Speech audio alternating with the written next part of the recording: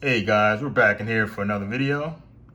In this video, I want to talk about the difference in the lane spacing between Tomy track or AFX and Tyco. This is the Tyco track here. These guys on the Tyco, and this is on a AFX Tomy / Auto World. And you can see the difference between the spacing between the cars, where on this one, they are close together.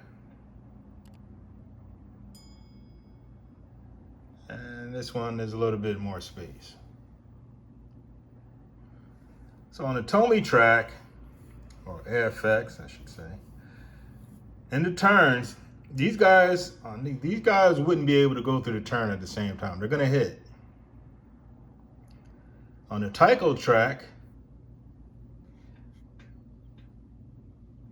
they would make it. Unless you're driving real fast and the car drifts, then it hits, which is okay, because now you're racing. This is why I have the hybrid. It's because I wanted some spots where they could pass without issue, and some spots where you have to earn it. But there's a drawback to having a hybrid layout, and that is well, actually there's two: rail height and slot depth.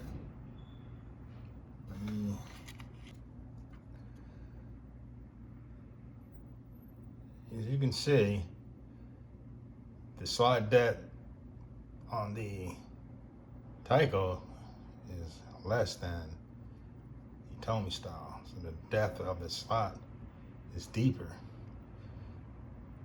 And this is more shallow. So that's the drawback with that. And with Lifelike also has more lane spacing than the AFX style track. But the rail height is considerably higher on the Lifelike. And you can just look at the track. If you hold them at the same time, you can look at the track and see the difference in the rail height. So it's detectable to the human eye, which is quite a bit. And one of the reasons why I didn't like it, I swapped. That was my first rail crossing was the Lifelike, but I didn't like the rail height. I thought it was too high.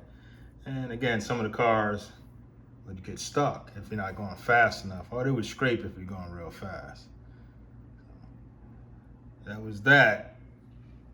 That's when I found out that the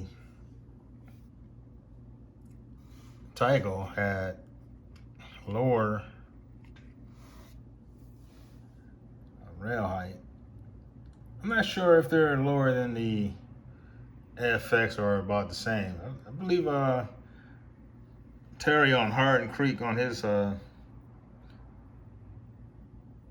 page, he has a video about the slot or the rail height between Tyco, Lifelike, and AFX.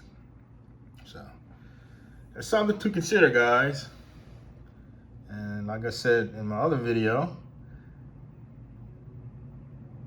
if you're gonna use the rail crossing, then you're gonna have to have a hybrid or make one yourself, but then you would need a hacksaw and a re-railer.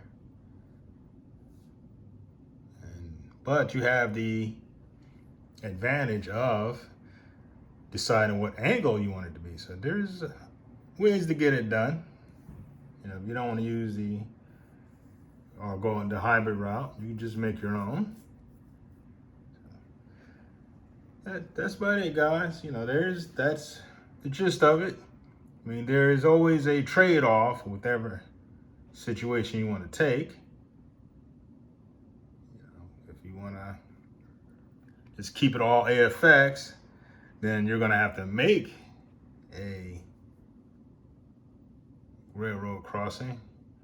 Or you're going to use a Tyco or a Lifelike, you're going to have to compensate for the rail height and the slot depth, because they both have lower or more shallow slot. That's the hobby.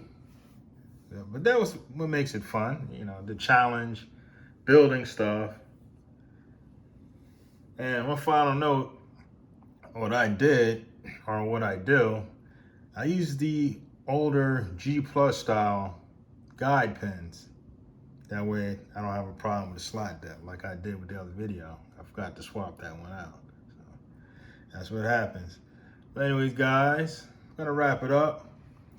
Do me a favor, smash that like button. YouTube loves the like button to be smashed. Subscribe if you're not already subscribed. And I'll see you guys in the next video.